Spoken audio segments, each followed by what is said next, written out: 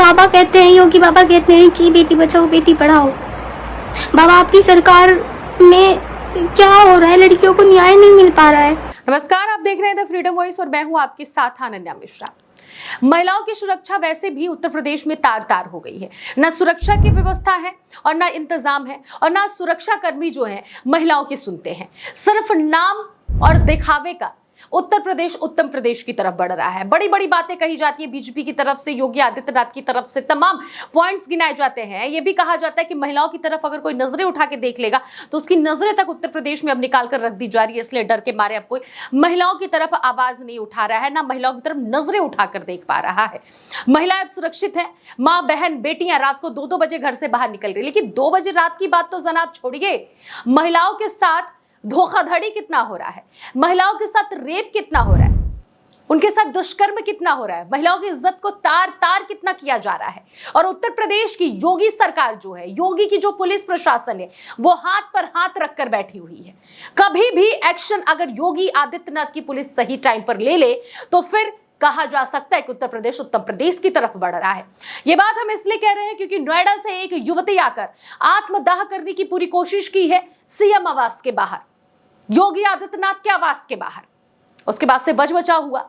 महिला को जब बचाया गया उससे पहले उसने पेट्रोल पूरा अपने शरीर पर रख डाला था और उसके बाद से जब पुलिसकर्मी वहां पर पहुंचते हैं, सुरक्षा बल, महिला पुरुष सब पहुंचते हैं, तब महिला वहां पर पेट्रोल से लथपथ पाई जाती है। फिर जब पुलिस के उसके हवाले किया जाता है तो फिर महिला बताती है कि मैंने सोशल मीडिया पर चेतावनी दी थी कि अगर मुझे इंसाफ नहीं मिलेगा तो मैं आत्मदाह कर लूंगी, लेकिन पुलिस ने मेरी बात नहीं सुनी।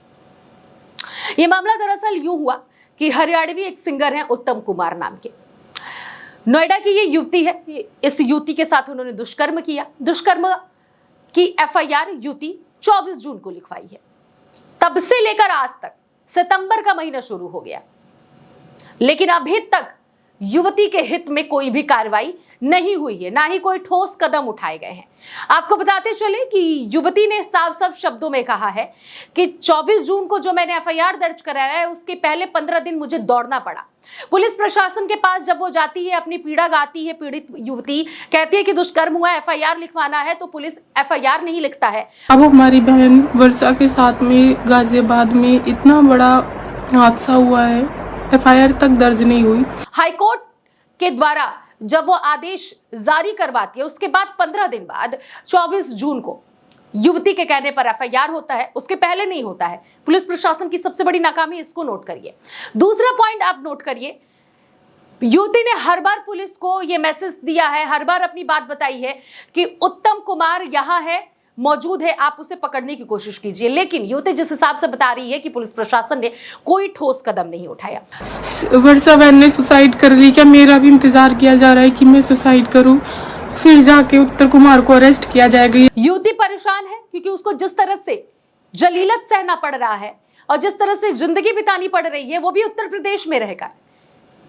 उसके बाद से उसने ये कदम उठाया और ये कदम उठाने के पहले वो सोशल मीडिया पर चेतावनी भी दे रही है कि क्या मैं अब आत्महत्या कर लूं, जिस तरह से मेरे लिए कोई कार्रवाई नहीं की जा रही। और वो आत्महत्या करने के लिए नोएडा से उत्तर प्रदेश की राजधानी लखनऊ में पहुंचती है सीएम आवास के बाहर। उसके बाद से पुलिस प्रशासन उसे पकड़ता है, फिर उससे पूछताछ की जाती है। वहीं इस मामले को लेकर अखिलेश यादव ने भी सोशल मीडिया पर पोस्ट किया है, जहां पर उन्होंने महिलाओं को लेकर बड़ी बड़ी बातें लिखी हैं कि योगी सरकार में बड़ी बड़ी बातें कही जाती है, लेकिन कुल मिलाजुलाकर सभी कुछ धरातल पर है, कोई भी मतलब नहीं है। ये योगी सरकार झूठी सरकार है।